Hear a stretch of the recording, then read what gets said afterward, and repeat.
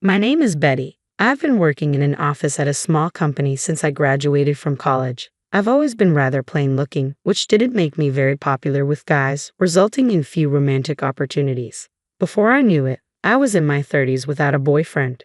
Feeling lonely and worried about never getting married, I decided to take a leap of faith and signed up for a dating app. That's how I met and married my husband, Daniel. Daniel is 2 years younger than me at 28. Handsome and tall, he works in sales at a well-known company and is honestly way out of my league.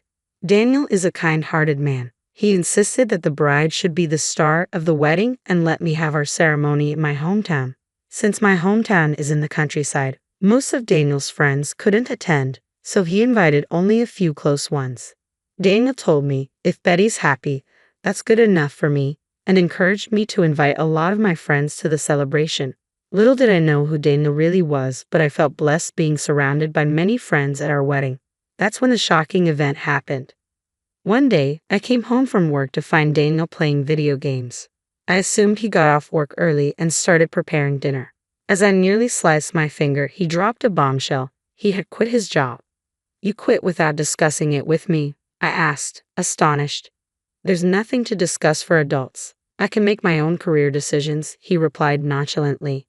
"Sure, adults can make their own decisions, but aren't you supposed to consult your spouse before making such a significant life change?" Shocked by the sudden news, I felt we needed a serious talk.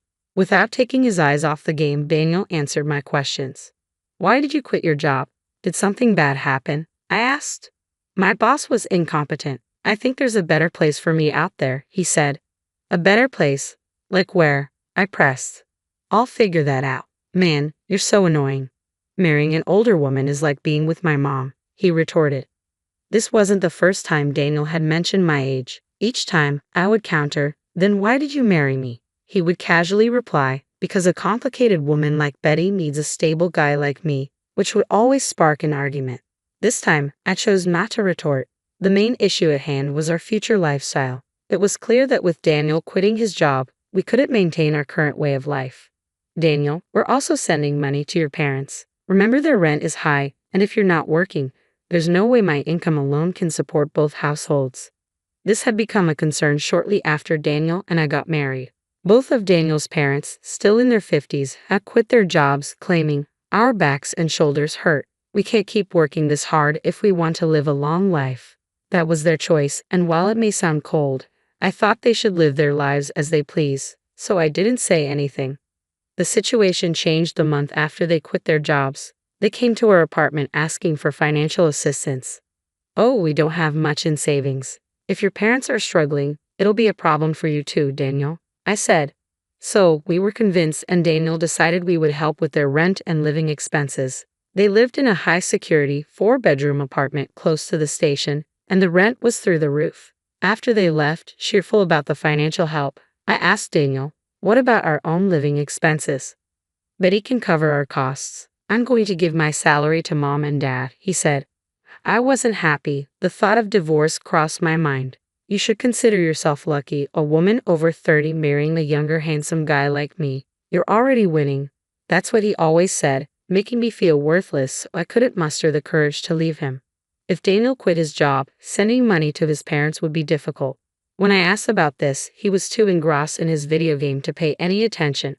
"Hey, what about the money for David and Catherine?" Chopping carrots vigorously, I questioned him. Daniel clicked his tongue. "Obviously, Betty will cover that. We're a couple. We're supposed to support each other. Until I find a suitable job, Betty will hold the fort." He went back to his game. I don't make a lot of money, and I was anxious about what the future held. But there was nothing I could do. Life slowly changed. We started draining our savings to help his parents. Daniel, although jobless, did nothing around the house. When I complained, he would say, "I should have never married an older woman. You're all so natty. You don't appreciate having a husband like me." As for his parents, they started complaining about the insufficient amount we were sending.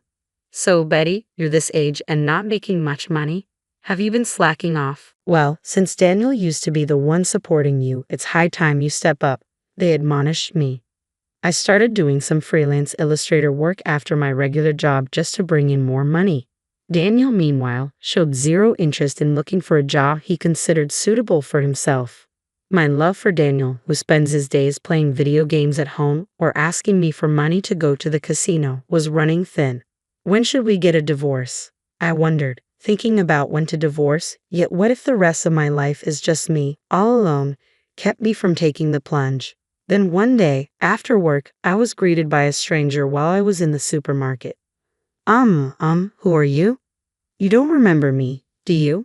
We met at the wedding. I was friends with Daniel. I'm John. Taking a closer look at John's cheerful face, I couldn't help but exclaim, "Oh, John, you were one of the few friends Daniel invited to our wedding." Apparently just off work like me, John, in his suit, was filling his shopping cart with plenty of groceries. "I'm sorry I didn't recognize you. My husband has spoken highly of you." "Well, the thing is, I've actually cut ties with Daniel. I saw you and wondered if you're doing okay, so I thought I'd say hi." I was surprised to hear John speak of his friendship with Daniel in the past tense. I never thought he had actually severed ties. John then proceeded to explain to my astonished self that the reason Daniel held our wedding in my hometown wasn't out of kindness. The truth was, Daniel had very few friends. Apparently, Daniel spent most of his student life on slot machines and had a habit of borrowing money without paying it back. John was one of Daniel's college friends, and he was no exception. He had lent Daniel money but never got repaid. The reason he continued the friendship was because they worked at the same company and John didn't want to rock the boat. Once Daniel quit his job, he immediately reached out to John for more money. That was the last straw for John. He cut off all contact. Do you know why Daniel was forced to quit his job? Forced to quit? I heard he left because he didn't get along with his boss. That's not it. Daniel was fired because they found out he was going to casinos when he was supposed to be on sales calls. I was shocked. This man, Daniel, had been lying to me since the beginning of our marriage. I felt as if the spell that made me believe women over 30 are worthless had finally broken. The feeling of I can't forgive him washed over me like a wave. I thanked John in a trembling voice for telling me the truth and said goodbye. A few days later, I spoke up to Daniel. "Daniel, I quit my job." Daniel, finally pausing his video game, looked utterly shocked. I put my mobile phone on the table, its screen displaying my banking app. "I have pretty much run out of savings since I have been sending money to David and Catherine. We have been bleeding cash. You have also been taking money from me for casinos and games. We're out of money." Daniel let out a voice of despair, saying, "What? What the heck is this?" Given that our savings had dwindled down to almost nothing, his despair was understandable.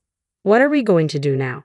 How are we supposed to live if you quit your job when we're already low on money?" "That's not my problem. Speaking of which, I have loans I need to pay back. Could you maybe find a job quickly, Daniel? I want to take some time off and relax at home. Isn't it normal for spouses to support each other? It's hard for me to work now that I'm over 30, so now it's Daniel's turn to support me."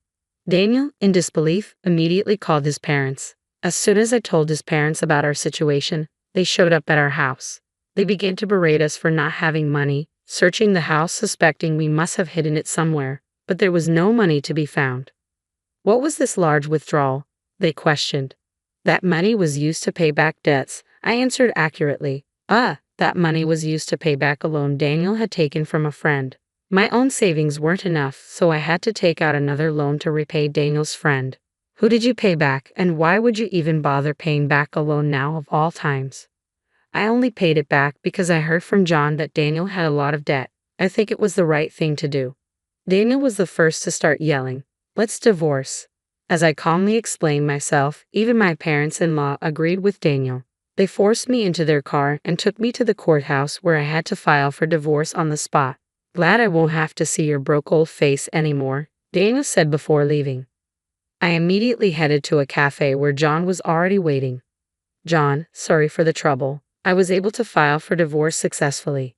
"Oh good, I was worried, so it's a relief?" Actually, Daniel was the one who told me he wanted a divorce, but this was all a plan between John and me. Simply saying I wanted a divorce would have led to Daniel and his parents making a fuss, as they wouldn't want to let go of their cash cow. I figured the quickest way to sever ties with Daniel and his parents was to prove I had no value as their financial source. Fortunately, my side job as an illustrator had started to pay off, and I had saved quite a bit. I had this money deposited into a bank account that I kept hidden from Daniel and his parents. It's true that I repaid the money Daniel had borrowed from John, but I had actually given John more money than that amount. It was all part of the plan to lower my bank balance, and John was more than happy to go along with it. After successfully filing for divorce, John met me at the cafe to return the extra money. However, the envelope he handed me contained all the money I had given him. "John, this is too much. The money Daniel borrowed belongs to you, doesn't it?" "No, I only lent money to Daniel, not to you. When I gave Daniel the money, I had no intention of getting it back. I cut ties with him because I didn't like his attitude afterwards. So this is all your money. Having a bit more cash can't hurt when you're rebuilding your life." I could only feel gratitude toward John, who said this with a smile. He had opened my eyes to Daniel's true nature and had been part of my plan to divorce. I tried to give him some money as a token of my gratitude, but he only accepted enough to cover his coffee at the cafe. After meeting John, I stopped by my former workplace. I had left my hidden bank account card with the CEO for safekeeping. Though my boss understood my situation and regretted my departure, I had no choice but to quit since Daniel knew where I worked and could potentially cause trouble later. "It's been tough, but I wish you all the happiness in the world," he said as my coworkers gifted me a beautiful dress and shoes. Thrown out of my home in just a t-shirt, jeans, and sandals, they had gone shopping for me at a nearby store. "It's a gift. I hope you find happiness moving forward." Leaving my wonderful colleagues was hard, but I felt blessed to have worked in such a supportive environment. I decided to go back to my parents' house. When I was dragged to court from the home I had shared with Daniel, I had packed my work supplies and valuables in a bag so I could immediately start working as a freelance illustrator. Thankfully, my freelance work kept me financially stable. Daniel and his family, on the other hand, weren't so lucky. They couldn't pay the rent for the house they lived in and were evicted. They moved into the house Daniel and I used to share, but they lost that one too when they couldn't pay the rent. Daniel desperately started looking for a new job, but his gap in employment and homelessness made it difficult for him to find one. Currently, it seems they're living in a makeshift shack by a river near their old house. I know this because Daniel reached out to me once. When I answered the call from a public phone, Daniel was crying and told me how sorry he was. "I have realized I can't live without you, Betty. Can we please start over? You regretted marrying an older woman, didn't you? I'm done being your cash cow. Goodbye." After that call, I never answered another from a public phone. The parents' house is quite a distance away from where Daniel is located in the countryside. Daniel, who doesn't have much money, probably can't afford to make the trip all the way here. The lesson I've learned from my failed marriage is that there's no rush to get married, whether you're 30 or 50. Living the way you want to is what truly matters.